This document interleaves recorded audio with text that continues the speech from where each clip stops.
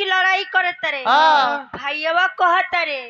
तू कुछ कल हम लंगड़ के जीजा ना बनाई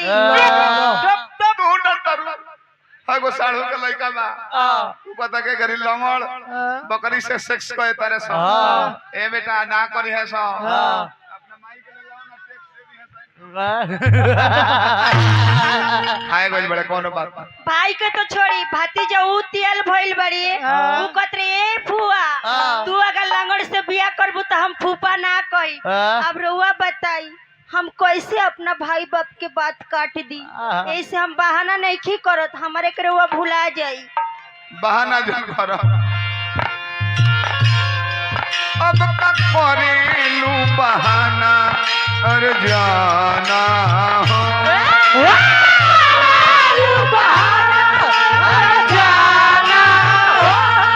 जब तोहरे मन बना अरे जाना हो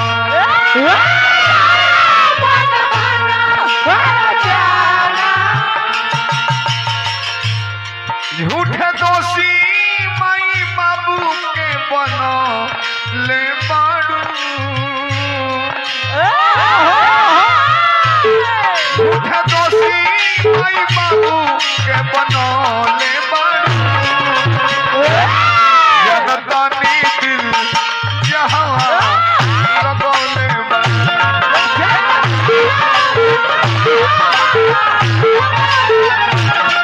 जनता ने दिल जहाँ लगोले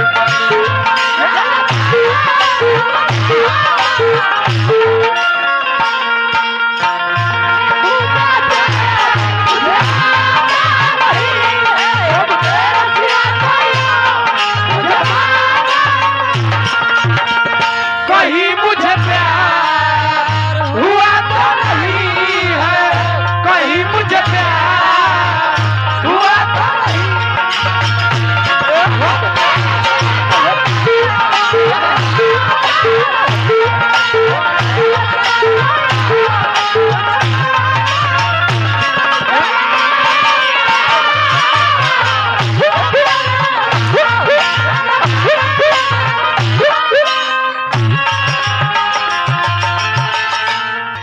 क्रिया को समझा के खेल गइलू खेला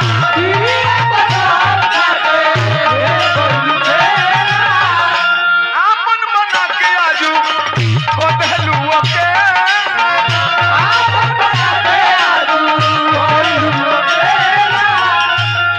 पीरा देवे के पीरा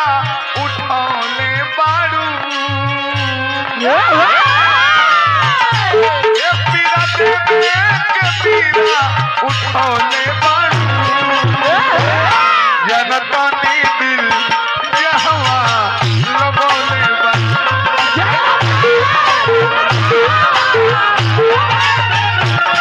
जनता ने दिल जहाँ लगोले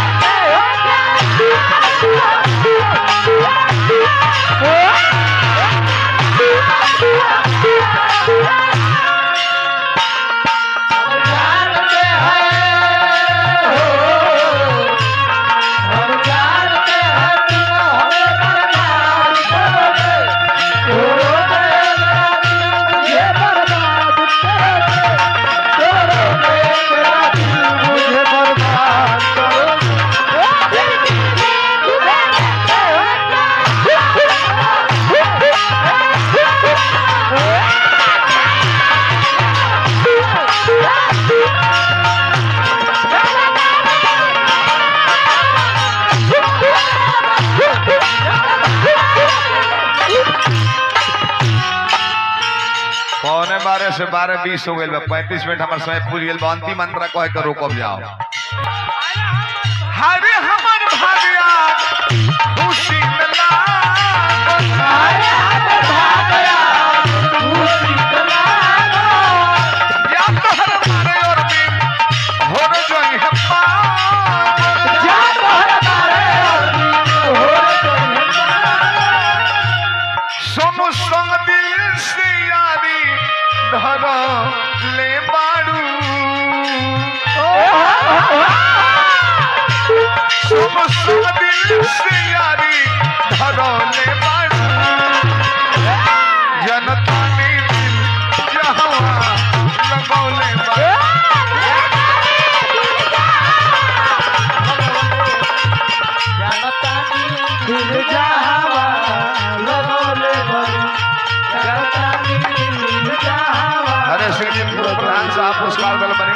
हार्दिक प्रणाम करते हैं। माँ सरस्वती पूजन समारोह हल्दी बगीचा टोला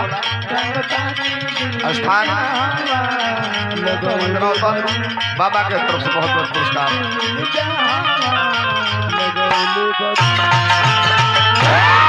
प्रेम से बोली शिव शंकर भगवान की शनिचरा बाबा की लगे जी तनी निमन बात बोली।